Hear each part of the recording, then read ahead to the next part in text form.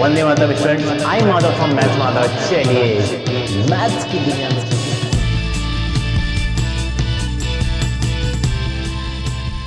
तो स्टूडेंट्स आज का जो हमारा टॉपिक है वो है आपके एनसीईआरटी से ही एक क्वेश्चन है और वो एक तरीके से प्रूविंग ही है जो आपको एनसीईआरटी में गिवन है। तो स्टूडेंट्स हमें यहाँ पे प्रूव क्या करना है, सिंपल सा एकदम थ्योरम है ये, बस थोड़ा सा समझना तुम्हें। ये तुम्हें सर्कल गिवन है, ये भी छोड़ दो क्या लिखा है मैंने से बताता हूँ, मैंने बस इसको लिख दिया बस ऐसे ही।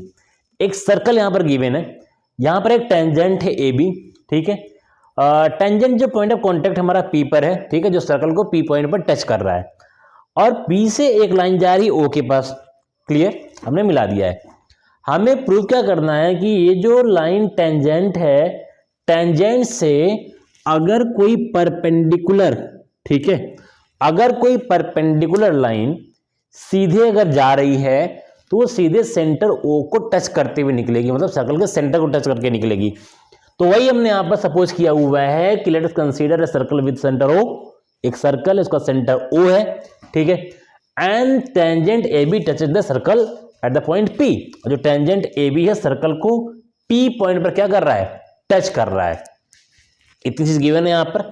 और क्या लिखा हमने, हमें प्रूफ क्या करना है, जो मैंने अभी बताया आपको कि line perpendicular to A B, एक लाइन है जो ए बी के परपेंडिकुलर है, ठीक है, एट पी, पी से ही वो लाइन जाएगी, किधर जाएगी, सेंटर की तरफ, पासेस थ्रू द सेंटर। मतलब ये हमें प्रूव करना है, सेंटर की तरफ तो जाएगी लेकिन हमें इसको प्रूव करना है कि पी से अगर कोई परपेंडिकुलर लाइन गई तो सेंटर से होकर ही गुजरेगी और कहीं से नहीं गुजरेगी। तो ये तो हमें पता ही है क्योंकि हमने ये भी पढ़ा हुआ, सेंटर से कोई लाइन टेंजेंट पर आती है, पॉइंट ऑफ कॉन्टेक्ट 90 डिग्री होता है, वो लाइन सेंटर से ही आती है, हमें पहले से पता है। लेकिन हमें इसका उल्टा प्रूव करना है कि जब कोई लाइन टेंजेंट से परपेंडिकुलर उठती है, जहां पे पॉइंट ऑफ कांटेक्ट है वहां से परपेंडिकुलर जब उठेगी तो वो सेंटर से होकर के ही जाएगी, यह हमें प्रूव करना है।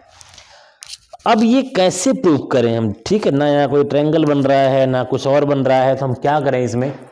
जब ऐसा कॉन्ट्रडिक्शन होता है तो हम कॉन्ट्रडिक्शन मेथड का यूज करते हैं कि हम क्या करें ऐसा कि हम कॉन्ट्रडिक्शन मेथड का मतलब ये होता है कि हमने जैसे तुमने वो थ्योरम पढ़ा था, थ्योरम कर रहा हूँ, √2 या √3 को जब हम इरेशनल प्रूफ करते थे तो हम पहले मान लेते थे ना कि √2 is not an irrational number, कि हमने मान लिया कि √2 एक इरेशनल नंबर नहीं है। लेकिन हमें प्रूफ क्या करना होता था कि √2 इरेशनल नंबर है, लेकिन हम क्या सपोज करते थे कि √2 इरेशनल नहीं है, वो एक रैशनल नंबर है। हम ये सपोज करके चलते थे कि √2 is a rational number, that's why P by Q के फॉर्म में लिखते थे। लास्ट में प्रूव करते करते करते हार मान जाते थे कि भाई √2 हमसे रैशनल प्रूफ नहीं हो पा रहा है, that's why we can say that कि our contradiction become wrong, therefore √2 is an irrational number, क्योंकि हमने रैशनल नहीं प्रूव किया, क्योंकि रैशनल के क्राइटेरिया में फिट ही नहीं बैठा वो हमसे, ठीक है। सेम वैसे यहां पर भी हम क्या करेंगे, कॉन्ट्रडिक्शन मेथड अप्लाई करेंगे। और कॉन्ट्रडिक्शन मेथड में हम क्या करेंगे, हम मान लेंगे कि ये जो लाइन पी से ऊपर जा रही है, पीओ जो लाइन है वो एक्चुअल में सेंटर ओ से मतलब पास ही नहीं हो रही। हमने ये मान लिया कि जो लाइन पीओ है, देखिए यहां लाइन लिखना, let's assume line P O does not passes through the centre O, मतलब कि हमने मान लिया कि ये लाइन सेंटर ओ से पास नहीं हो रही है।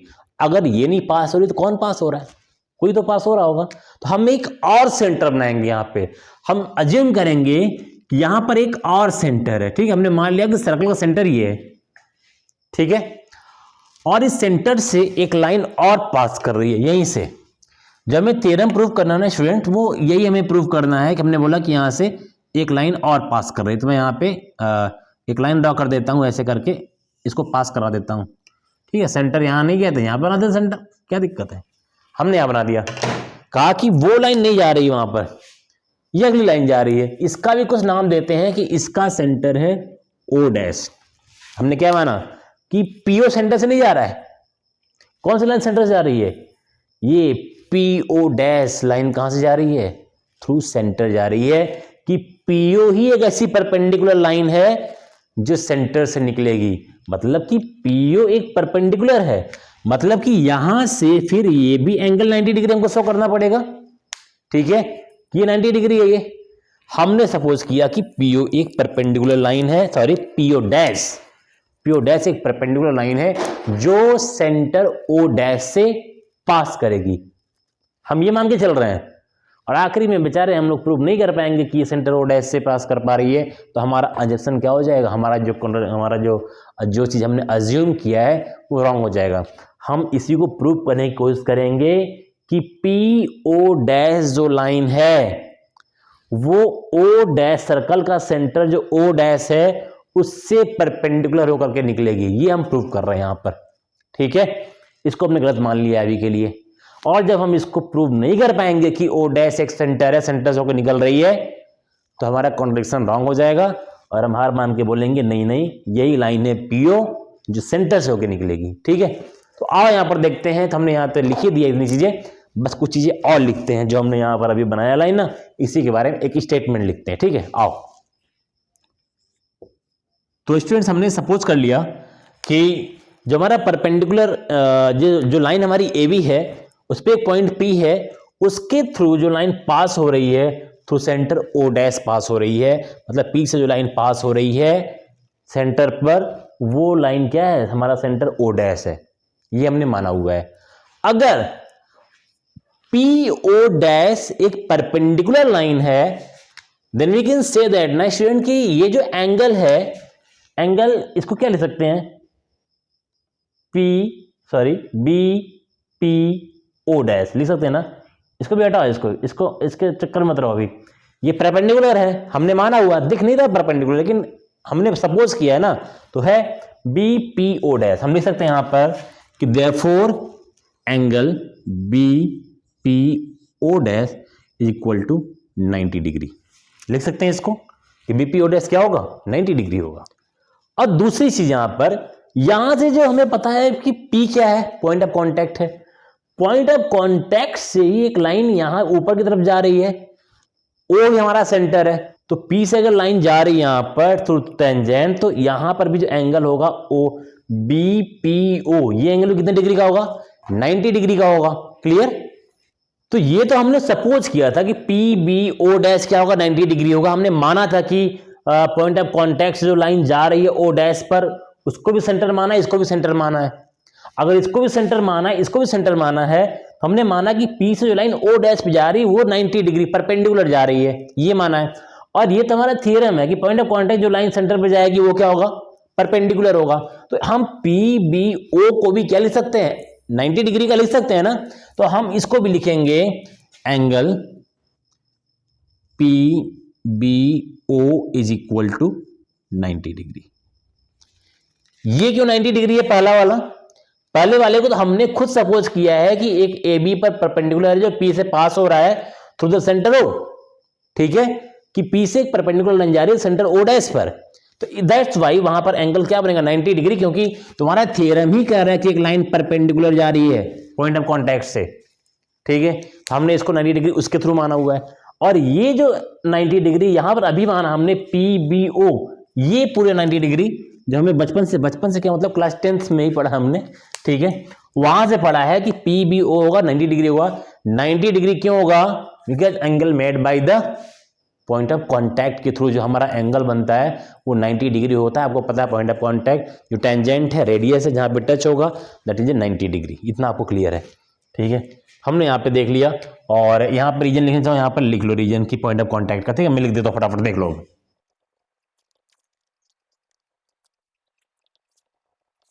ठीक है, तो यहाँ पे हमने लिख दिया कि line joining to the centre and point of contact to the tangent of the circle are perpendicular to each other, हमने यहाँ पे लिख दिया। ठीक, तो ये चीज दोनों चीज क्लियर हो गई आपको ना।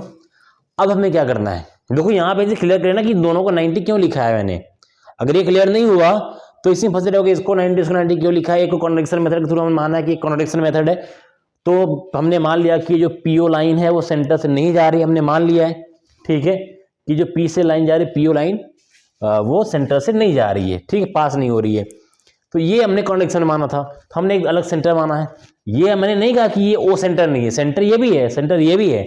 हमने मान लिया पी से जो लाइन परपेंडिकुलर जा रही है वो हमने ये माना है कि पी से लाइन जो परपेंडिकुलर जा रही है वो ये वाली है, पीओ डैश आई लाइन है परपेंडिकुलर, ये माना है हमने कॉन्ट्रडिक्शन के मेथड के थ्रू। और बट टेंजेंट का थ्योरम क्या कहता है कि अगर किसी टेंजेंट से कोई लाइन सेंटर पर टच करती है तो भाई ये तो टेंजेंट है ही है, पी पॉइंट ऑफ कांटेक्ट है ही है, और ओ भी सेंटर है, ये हमने कहा है। तो P से अगर कोई लाइन से जा रही सेंटर पर तो भाई ये भी परपेंडिकुलर होगी, ये तो हमको लिखना पड़ेगा। कौन से थ्योरम के थ्रू? ये थ्योरम के थ्रू लिखना पड़ेगा, पॉइंट ऑफ कांटेक्ट के थ्योरम के थ्रू। तो दैट्स वाई मैंने इसको 90 लिखा है और ये वाला तो हमने एज्यूम किया है बच्चे को, ठीक है। चलो अब आगे क्या करें हम, अरे कट गया, कोई बात नहीं, हम कंपेयर करेंगे। मान लो कि ये वाला जो है ये इक्वेशन 1 है और इस वाले को क्या कहाँ लिखे, ये वाला इक्वेशन 2 है, ठीक है, यही वाला इक्वेशन 2 है। तो हम यहां पर लिखेंगे कंपेयरिंग, ठीक है, कंपेयर कर लेते हैं दोनों को, कंपेयरिंग 1 एंड 2, दोनों को हम कंपेयर करेंगे। कंपेयर क्या करेंगे, अगर ये भी एंगल 90 डिग्री के बराबर है और ये भी एंगल 90 डिग्री के बराबर है तो इसका मतलब दोनों एंगल आपस में क्या होंगे, इक्वल होने चाहिए ना। फिर अगर दोनों 90 तो इक्वल होने चाहिए। तो चलो लिख देते हैं हम लोग, इसके अकॉर्डिंग हम लिख रहे हैं कि एंगल बी पी, अरे ठीक है, angle B P O dash is equal to angle, कौन सा एंगल था, पी बी ओ। ये दोनों एंगल आपस में क्या हो गए, 90 डिग्री के हो गए। इतनी बातें क्लियर है। अब हम थोड़ा सा ऑब्जर्व करेंगे, ठीक है, बाय डायग्राम। अब फिगर से जरा ऑब्जर्व करो, ठीक है, क्या दोनों एंगल तुम्हें बराबर दिख रहे हैं? एक ही पॉइंट से, ध्यान से देखना, यही है, यहां से एक ऐसे गया हुआ है और एक ऐसे गया हुआ है। हमने इसको भी 90 लिखा हुआ है और इसको भी 90 लिखा हुआ है। तो हम ऑब्जर्व ही अगर कर ले यहां पर हम लोग, तो ये दिख रहा है कि ये जो इधर वाला एंगल है ये बड़ा है और इधर वाला जो एंगल है वो छोटा है। मतलब बी पी ओ डैश जो एंगल है वो छोटा है किससे, बी पी ओ से, सीधा दिख रहा है ये। तो इसको हम लिख लेते हैं इसी को, ठीक है, जो हम ऑब्जर्व कर रहे हैं बाय पिक्चर। लिख दो यहां पे, by the figure we can observe that, क्या ऑब्जर्व कर रहे हैं हम लोग इस फिगर से, कि हमारा जो बीपीओ है, एंगल बीपीओ डैश होगा, ये होगा क्या, लेस देन होगा किससे, एंगल पीबीओ से। ये तो साफ साफ दिख रहा है ना कि एंगल बीपीओ जो होगा उससे छोटा होगा, पिक्चर से ऑब्जर्व करके। भाई जब एक एंगल पहले से देख रहे हो यहाँ पे 90 डिग्री है, दूसरा उसके आगे बना हुआ एंगल उससे बेंड है, जाहिर सी बात है ऑब्जर्वेशन ये कर रहा है कि इस एंगल से छोटा होगा, ठीक है। तो हमने ये लिख दिया कि एंगल छोटा होगा। अगर ये बीपीओ डैश एंगल पीबीओ से छोटा है तो क्या ये पॉसिबल है, ऊपर जो हमने लिखा है, देखो हमारा कॉन्ट्रडिक्शन रॉन्ग हो रहा है यहां पर। अगर ये बीपीओ डैश पीबीओ एंगल से, मतलब ये वाला एंगल इस एंगल से अगर छोटा है यहां पर बाय ऑब्जर्वेशन, तो क्या ये दोनों आपस में इक्वल हो सकते हैं? पॉसिबल ही नहीं है। तो पॉसिबल नहीं है तो लिखो यहां पर कि therefore angle BPO dash is equal to angle पीबीओ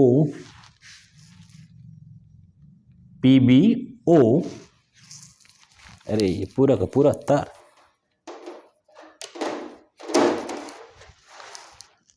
is not possible. ये पॉसिबल ही नहीं है। ये पॉसिबल कब है, कब पॉसिबल है? ये पॉसिबल तब है जब ये वाली लाइन और ये वाली लाइन दोनों आपस में कोइंसाइड हो। कोइंसाइड का मतलब एक के ऊपर एक, दोनों, मतलब ये लाइन इसके ऊपर आ जाए बिल्कुल, तभी पॉसिबल है। क्योंकि ये लाइन तो इससे छोटी आ रही है ना, तो ये लाइन इसके ऊपर आ जाए तभी ये पॉसिबल है कि दोनों के दोनों एंगल क्या होंगे, 90 डिग्री के होंगे। क्योंकि देखो ये लाइन तो छोटी, ऑलरेडी यहां पे छोटी है, ठीक है, इस एंगल से छोटा है हमें पता है। तो अगर इस एंगल से छोटा है तो जाहिर सी बात है फिर हमको ये वाला एंगल तो 90 डिग्री हमने यहाँ पे प्रूव किया हुआ है कि ये वाला एंगल क्या है, 90 डिग्री है, यहाँ पर हमने लिखा हुआ है यहाँ पर, ठीक है, इस थ्योरम के अकॉर्डिंग। तो ये पॉसिबल कब होगा, जब दोनों कोइंसाइड होंगे बिल्कुल। ये वाला एंगल जो दिख रहा है ना, ये एंगल ऐसे था, ये एंगल यहाँ पर है। जब ये वाली लाइन जो ओ डैश यहाँ पर लिखा है, यहाँ पर ओ लिखा है, जब ये वाली लाइन इस पर जाएगी बिल्कुल यहां से, तभी ये लाइन परपेंडिकुलर होगी और सेंटर से होकर के जाएगी, ठीक है। तो इस स्टेटमेंट को हम थोड़ा सा यहाँ पर फटाफट लिख लेते हैं। चलो, थ्रू द सेंटर ओ। ठीक है, तो ये स्टेटमेंट हमने यहाँ पे लिख दिया कि ये तभी पॉसिबल, मतलब ये तो पॉसिबल हो ही नहीं सकता है कि ये दोनों आपस में इक्वल। क्यों? क्योंकि ये एंगल इस एंगल से छोटा है। ठीक है, तो ये पॉसिबल नहीं है। और ये पॉसिबल कब होगा? It is only possible when the line O P dash या O dash P coincide with the line O P. जब ये ओ डैश पी लाइन जो है ओपी लाइन पर कोइंसाइड हो जाएगी और इसी के ऊपर ओवरलैप होगी, तभी ये पॉसिबल होगा। Therefore we can say that कि the perpendicular to AB through P passes through the center O। हमने प्रूव कर दिया कि जो ये AB पर परपेंडिकुलर होगा जो P से, वो O से पास करेगा, यहां से पास नहीं करेगा। तो हमारा अजम्पशन क्या हो गया? रॉन्ग हो गया। तो जो हमने ये लिखा था, अज्यूम किया था, ये रॉन्ग हो गया कि पीओ से पास नहीं करेगा। हम इधर से पास कराना चाह रहे थे, ये ओ डैश वाले से, तो ओ डैश से हम पास करा नहीं पाए।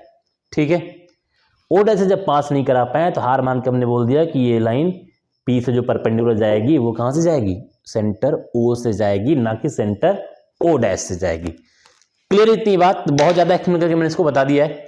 आई होप कि इसमें कोई और आपको प्रॉब्लम नहीं होनी चाहिए। अगर फिर भी कोई प्रॉब्लम है किसी भी तरह की, ये बहुत ही छोटा सा टॉपिक था, प्रूविंग था। ये मुश्किल से 5 मिनट में हो सकता था, पूरा समझाया जा सकता था, लेकिन थोड़ा एलेबोरेट करना पड़ता है, एक्सप्लेन करना पड़ता है ताकि सभी को समझ में आ जाए। और जो समझदार हैं उनको क्या समझाना है, वो तो ऐसे ही समझदार है। ठीक है, तो चलते हैं बाय, नेक्स्ट वीडियो में फिर मिलते हैं किसी नए प्रूविंग के साथ, नए थ्योरम के साथ। ठीक है, टेक केयर।